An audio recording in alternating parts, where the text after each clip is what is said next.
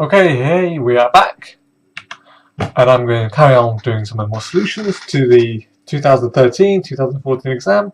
And the next one we're going to look at is question 6. So, bring up the question. Okay, so it says, after the Fukushima disaster, a scientist who lives a few miles away is checking her local river for excess radiation with a Geiger counter. She decides to check a 1 kilometer stretch of the river 1 meter at a time because lots of streams join the river and any may carry the radioactive material. Each test lasts 1 minute. The expected background count is 1 minute. The expected background count for 1 minute is 60. Okay. I think you can tell by the way the questions are worded that, I wrote this question. I have no idea if it's even vaguely possible that the disaster from the Fukushima nuclear plant could have had any effect on the rivers, or even if it did, what it would take to actually have a radioactive signal being detected in a river. So that's why you can normally tell them when the lecturers kind of blagging it, because there's a lot of erroneous detail, like lots of little streams are joining the river, any may carry the radioactive material. Yeah, I mean, I'm almost certain this is completely unrealistic. But that's alright. Doesn't matter, because it's not about the radioactivity, it's about the maths. Okay, so we're going to look at how to answer this question. So let's go back to the question briefly once more. Okay, so looking at this, one of the things that you should kind of realize when you're looking at these questions or think about is, what distribution is this going to be? Okay, so is it going to be binomial distribution? Well, binomial distribution requires a success or failure, whereas this is a series of counts, right? So it's not going to be the binomial theorem. Is it going to be the Poisson distribution? It could be the Poisson distribution, because we're either going to get a count or not get a count, and there's no real way of counting how many non-events our Geiger counter has picked up. So that sounds like I was going to say Fukushima disaster. No, it sounds like a Poisson distribution. But given that we're actually going to have a lot of data and the numbers are quite high, what we're actually going to do is we're going to model this with a Gaussian. And the reason why I know we have to do that is we can't actually begin to answer these questions unless we take that approximation. It becomes very difficult to answer these questions without making that assumption that we're going to assume that this distribution roughly follows a Gaussian.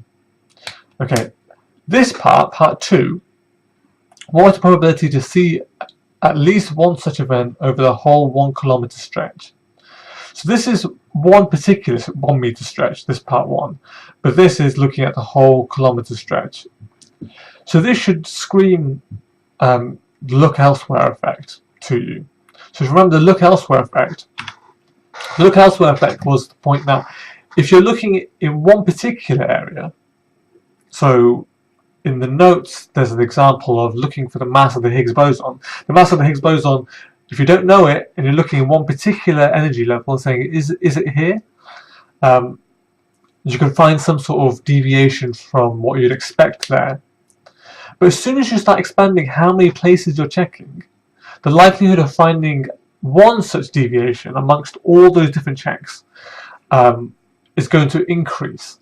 So even though in a particular mass, or in this case in a particular stretch of the river, you might find a significant increase in the radiation count, or you might find an increase in the Higgs boson detection rate, it doesn't matter if you're looking at lots of different areas, because once you start looking at lots of different areas, that particular deviation over that one particular stretch of river or mass actually ceases to be significant. And that's exactly what the look elsewhere effect is. The fact that you're looking in multiple places reduces the overall probability of your result being significant. Okay, so let's look at that up in the notes. So if I go to here, click on this, and click on search for look elsewhere. errors and confidence. So this is the look elsewhere effect. So I click on this, and we scroll down. Okay, so this is where it describes exactly how to do the look elsewhere effect. So you can read through this, and that will give you some of the background theory for exactly how you go about answering these sorts of questions. But we're going to just go ahead and start looking at the question as a whole. Okay, so what was the information we were given? So this is question number A6 on the 2013-2014 January exam.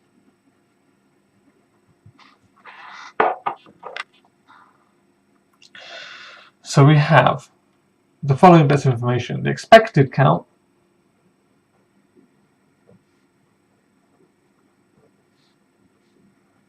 (60 events per minute. Part 1, 83 events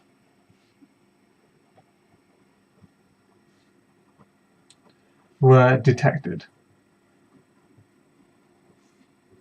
in the first test. What is the probability of seeing such a fluctuation? Okay, so the first thing we need to do is work out what the sigma is. Okay, so we want to work out what this value will be. Okay, so let me just make sure I'm doing this right. Yeah. Okay.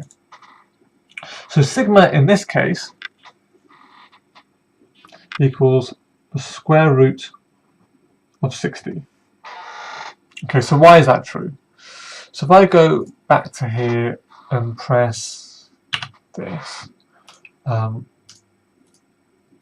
I search for the Poisson distribution,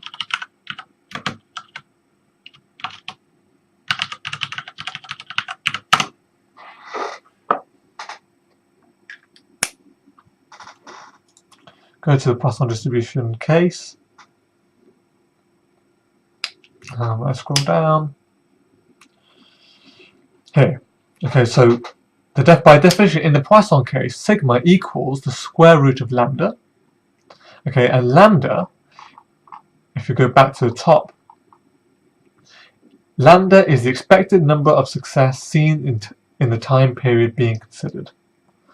Okay, there should be a the there. I'll go back and correct that later. But that's what lambda is. That's the definition of lambda. Lambda is the expected number of successes seen in the time period being considered. And sigma, the standard deviation, is the square root of lambda. Okay, so we're going to use that fact here. So this is from the Poisson distribution.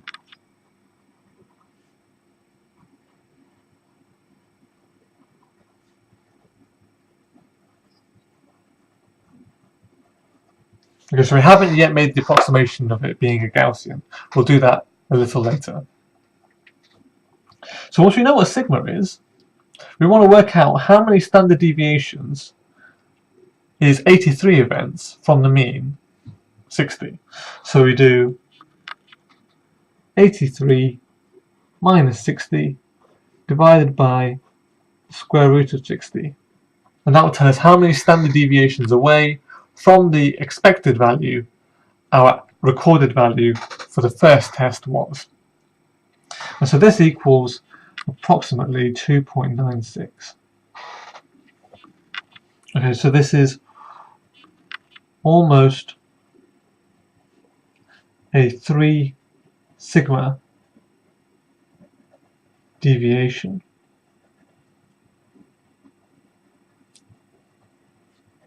from the mean. Okay, so in science, it's generally agreed upon, and it is, I mean, it's pretty much convention, but it's a very robust conservative convention, that a 3 sigma deviation from the mean is a significant result. So we've decided that in science, when you detect something, you want to say to the world, yes, this is an actual genuine result, we've seen something genuinely new and interesting. You want to have a 3 sigma deviation from what the standard model previously was expecting. Okay, so in this case, going back to what we have here, we do actually have a significant deviation from the expected value. The expected was 60, we saw 83, 3 sigma away from the mean. But how do we convert this to an actual probability of seeing this? And this is where the Gaussian approximation comes in. So we have to go back and look at the Gaussian tables. So at this point we're going to say we're going to approximate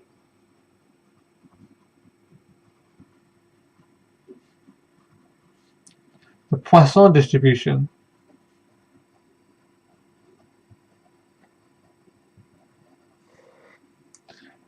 as a Gaussian, use the Gaussian tables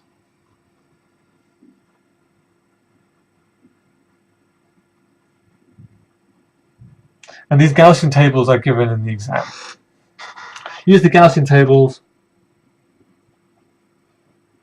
to find the probability. Find the probability of such a signal. Okay, so let me see if I can bring up the Gaussian tables.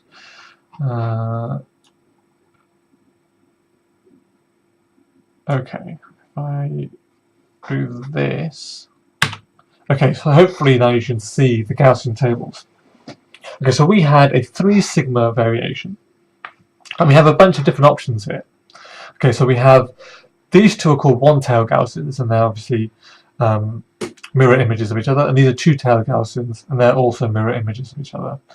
And we want the probability of getting a particular excess, right? We're not interested in the radiation being less than 60 or significantly less than 60 because that's not a danger, and the scientist isn't interested in that. So part of the thing that we're interested in is an excess. Okay, so we're only going to be interested in one-tailed Gaussians, and we want the probability of by random chance being 3 sigma away from the mean. Okay, so that's why we want this column. We want this brown shading will be that will tell us the probability of being in this brown part, and we know that x is 3 sigma away from the center, which is the mean here. Okay, so we scroll down. This is how many standard deviations our result x is from the mean mu, and we scroll down to get to 3. And we find that this is 1.3 times 10 to the minus 3. Right, so that's a probability by random chance seeing a 3 sigma deviation when the mean is root 60 and the result was 83.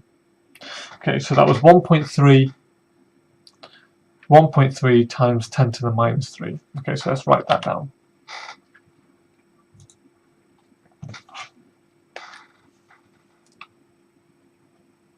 From one-tailed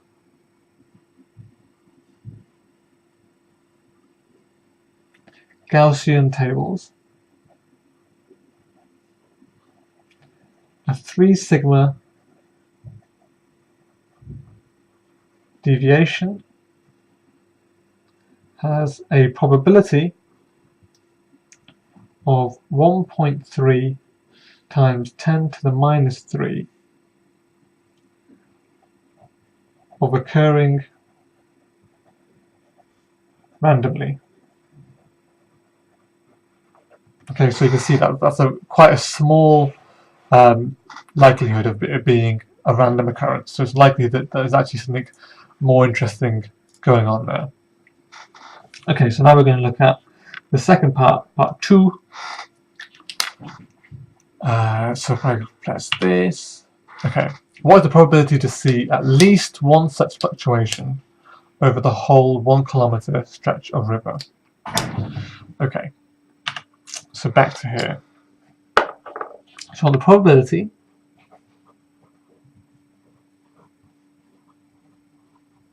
of seeing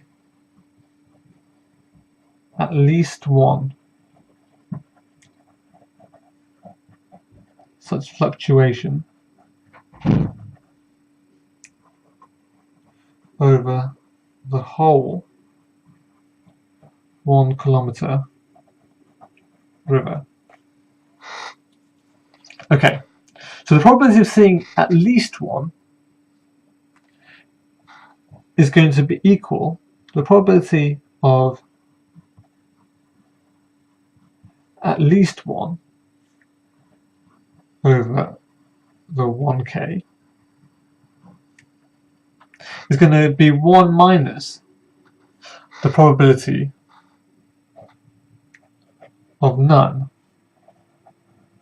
over the 1 kilometer.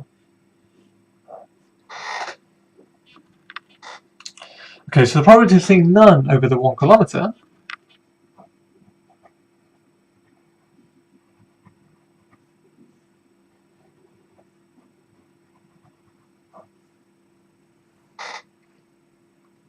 that means I see no signal, or I don't see this particular signal 1,000 times.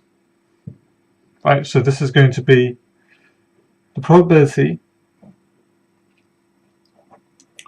of none over 1 test raised to the power 1,000.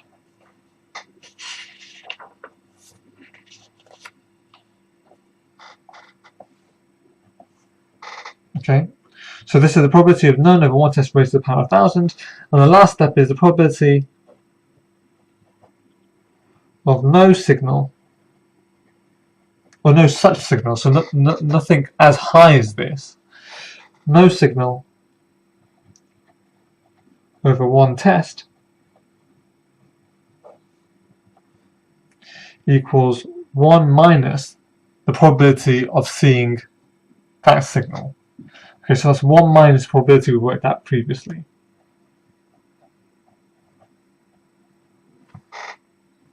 Okay, so therefore, the probability of at least one such signal over 1 kilometer equals 1 minus 1.3 times 10 to the minus 3 raised to the power 1,000. Okay, so this 1,000 comes from the fact that we're testing each meter of the river. There's 1,000 meters in a kilometer. Okay, so hopefully that makes sense for why the look elsewhere effect takes this form. And we calculate this and we get a final answer of about 73%. So if we only saw this 3 sigma deviation once over the entire kilometer stretch, actually there's a good chance, 73% chance, that nothing's wrong. That actually the excess radiation wasn't particularly significant, that there's nothing to worry about, there was just random probability.